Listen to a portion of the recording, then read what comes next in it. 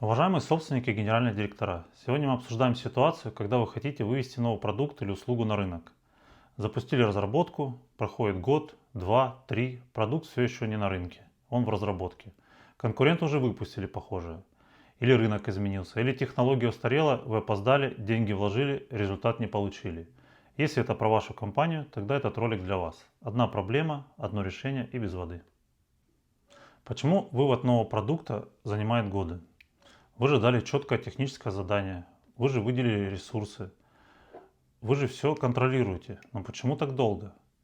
Топ-руководители вам назовут такие причины. Конструкторы долго проектируют, технологи не успевают подготовить оснастку и технологию изготовления, снабжение не может найти материалы, производство не может освоить новые технологические операции, маркетинг не готов выводить на рынок и так далее. Все это так, согласен, но это уже следствие.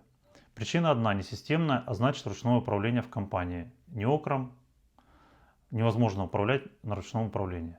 Разберем стандартную ситуацию в компании. У вас есть идея нового продукта. Вы передали конструкторам техническое задание. Они разработали чертежи, передали технологам, те подготовили технологию, передали снабжению.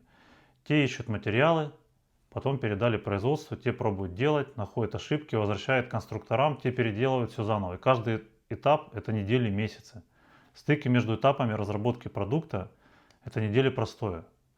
Согласование – дни и недели. В итоге от идеи до образца – 2 года. Что делает собственник? Ускорить процесс, говорит он. Требует дополнительные отчеты, назначает ответственного за проект, проводит совещания по статусу. Люди начинают все отчитываться, а процесс никак не ускоряется. Потому что проблема не в том, что люди медленные. Проблема в том, что процессы не спроектированы и не выстроены гармонично в такой компании. Нет параллельной работы функций. Нет синхронизации между ними. Каждый ждет предыдущего и каждый гребет по-своему. Каждый сам за себя, можно сказать. Целостности нет в процессах таких компаний. Такие компании лечат следствие. Руководители давят на людей, требуют скорости, а причина проста – отсутствие системы управления разработкой и выводом новых продуктов. Уважаемые зрители, напишите, пожалуйста, в комментариях, вам знакома такая ситуация при выводе нового продукта, как рассказал в этом примере, и как вы настроили этот процесс в своей компании. Собственник и генеральный директор хотят как лучше и, конечно, пробуют различные методы и инструменты управления. Например, внедрили проектное управление, назначили проектного менеджера или руководителя проекта.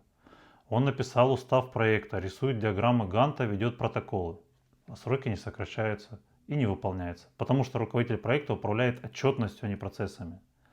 Запустили кроссфункциональную команду. Посадили в одну комнату конструкторов, технологов, производственников. Совещаний стало больше, а продукт быстрее не выходит. Потому что проблема не в коммуникации, а в отсутствии сквозного процесса создания продукта. Купили новую PLM-систему, управление жизненным циклом продукта.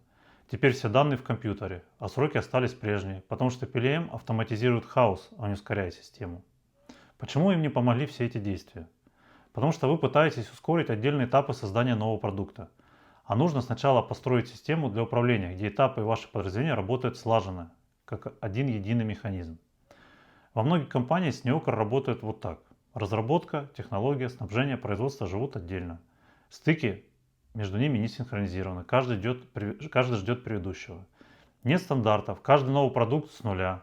Ошибки всплывают на поздних этапах, когда их дорого исправить. Вы продолжаете годами выводить продукты. Конкуренты выводят намного быстрее ваш. Рынок уходит, да и продукт становится уже не актуальным. Вот что вас ждет, если не менять процессы управления в компании. Вы будете всегда позади конкурентов, инвестиции в разработку будут уходить в песок, лучшие разработчики уйдут туда, где быстрее понятны управленческие процессы и интереснее работать. Вы перестанете быть инновационной компанией. Нет новых продуктов у компании – беда. Но беда еще больше, когда они есть, но выходят годами. Потому что нет системы управления разработками. Посмотрите мой первый плейлист из 14 серий про архитектуру управления. Там детально разобрано, как построить систему. Ссылка вверху на экране. Решение есть, и оно не в том, чтобы усилить проектную команду и назначить нового руководителя проекта или купить новую систему PLM. Решение построить архитектуру управления, где разработка и вывод нового продукта идут по жизненному циклу создания и реализации продуктов, где стыки синхронизированы, где ошибки исправляются на ранних этапах.